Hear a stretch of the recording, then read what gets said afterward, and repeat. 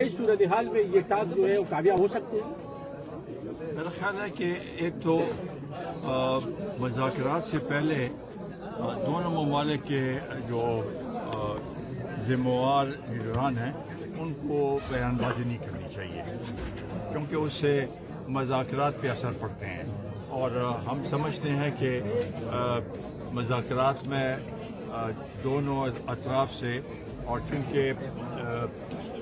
قطر اور ترکی کا بڑا اثر ہے دونوں ممالک میں،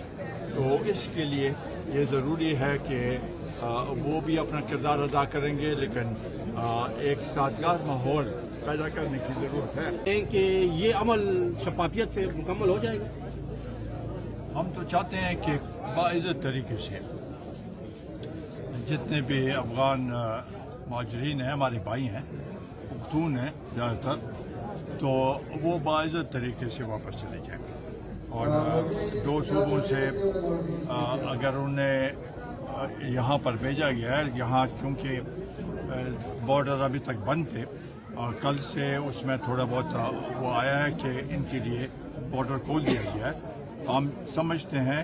کہ ان کو باعزت طریقے سے رخصت کرنا چاہیے۔ ہمارے مہمان تھے اور بہت مدد گزاری ہے، اور اس وقت ان کے ساتھ ان کو عزت و احترام کے ساتھ رخصت کرنا چاہیے۔ سر، یہ آپ کیا سمجھتے ہیں صوبائی اسمبلی کا وزیر اعلیٰ کا جو رویہ ہے دہشت گردی کے حوالے سے، اور وفاق تو کچھ اور ہے، تو آپ کیا سمجھتے ہیں اس میں ہم دہشت گردی پر کنٹرول پا سکیں گے؟ یہ سارا مسئلہ ہے۔ ہم سمجھتے ہیں کہ ابھی ایک ہی بیانیہ بنانے کی ضرورت ہے، اور یہ صرف صوبے اور مرکز کو نہیں، بلکہ عمران خان جو کہ جیل میں ہے اس کو بھی اس بیانیہ میں سے متفق ہونے کی ضرورت ہے، تاکہ ہم سب مل کے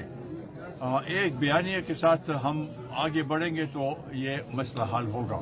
اگر یہ ہوگی ہم یہ صوبہ مرکز کے اوپر وہ کرے، حملہ کرے، یا مرکز کے اوپر تنقید کرے اور مرکز صوبے پہ تنقید کرے، یا مختلف بیانیہ ہو، تو اس سے کام نہیں بنے گا۔ Thank you sir.